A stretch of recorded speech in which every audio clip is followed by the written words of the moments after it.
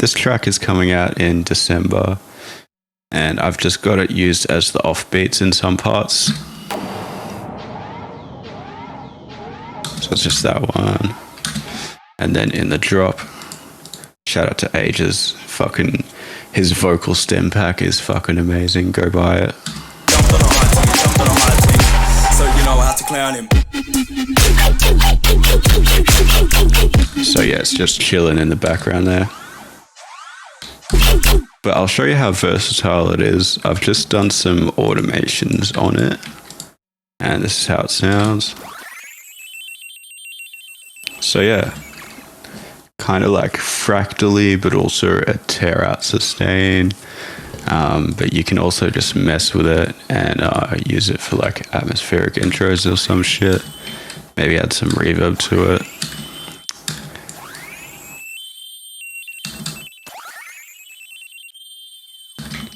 Let's see.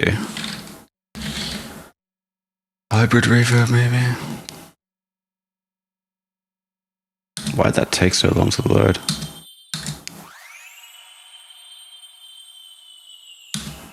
Yeah. See, that could be pretty cool if you put more effort into it.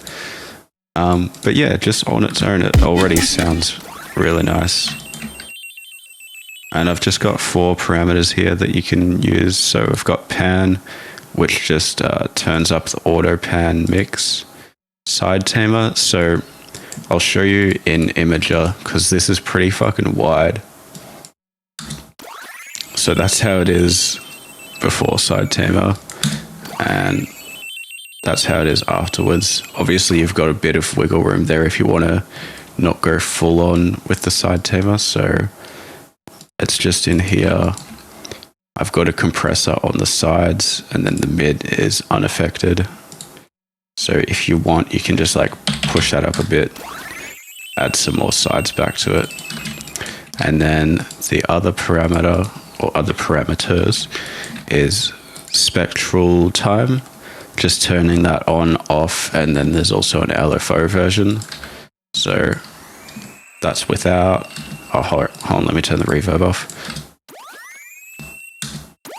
That's without it, that's with it on, and that's the LFO version. So, you know, they're all good in their own way. It just depends on how you want to use it in your track. And then rate, that just changes the LFO rate on the spectral time. So I'll show you how I've made it now. First oscillator, square D, 0.5. Second oscillator, 28 on course, square D again. Square D again, 35 on course. And then pitch envelope, just shaped like that, all the way down, spread 4, time 100, tone 28, volume -18. And yeah, it's a pretty, like, very, very basic operator patch. Oh, I forgot to mention this one is also on just sine course 1. And yeah, delay, I've got it on 1. Feedback 9, dry wet 37. Messed around with the filter location just a little bit. So I think the original intention for this was just to add a little bit of width, but it wasn't just the width. I also just wanted a slight little bit of delay, just so it's not a straight sustain. You know, it's also got a little bit of texture to it, like, you know. Anyway, EQ8, just killing the lows as you do. Spectral time, so I'll turn that on again.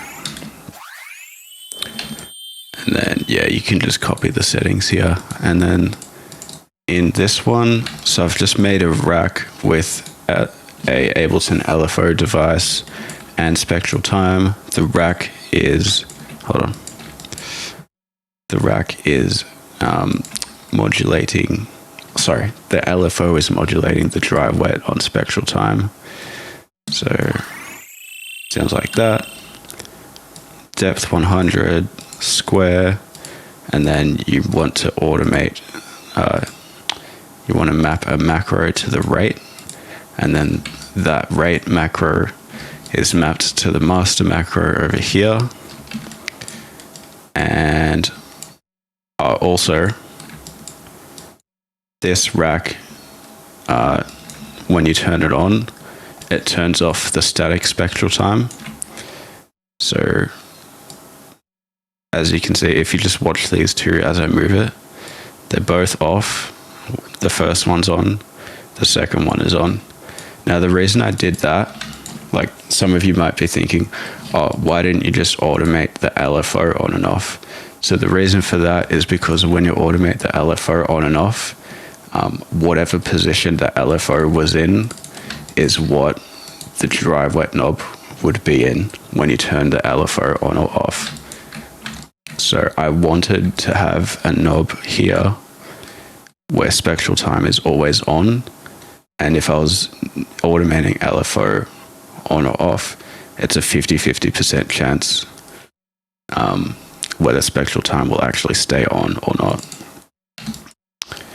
That was just like a fucking word spaghetti, hey? Anyway, auto pan, pretty simple. Just automating the amount via a macro. And then the side tamer, yeah, I've already explained that. I'll just show it again real quick.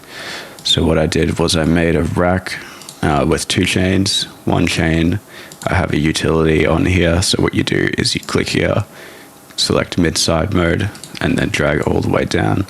Then you're only hearing the mids. And then on the second chain, I've got a utility just doing the opposite. Click mid-side mode, drag it all the way up. And then you're only hearing the sides. So what you can do there is compress it, or if you want, shout out to Scribe. Why is it not showing? Why is the EQ not showing anything? Huh? Is it because I need to put it in mid-side? Yeah, there we go. So you can EQ the sides if you notice something is sticking out a lot in the sides. But since this is a rack and you're going to use it in, you know, a whole range of different pitches, I decided that a compressor would be better to put in the rack. You know, once you've actually used it in a song, then you might want to do some side compression instead of having the side tamer turned on here.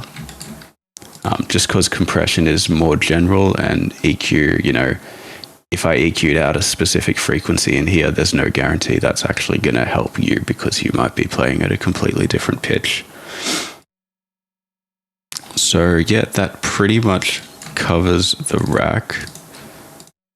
Sorry if I was shit at explaining it, but anyway, the whole thing is available on my Patreon. So I can't even remember what tier it is, but it's not that expensive. And there's already heaps of other sick content up there, especially if you're a beginner producer. And yeah, if you want to go even further with this rack, you can just do typical rhythm bullshit. Fucking dispersers, chorus, phaser, compression.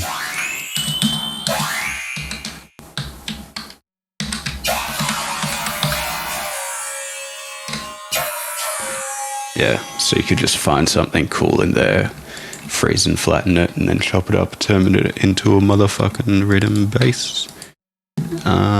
Yeah, that's about it. Thanks for watching. Subscribe to my Patreon to get the rack.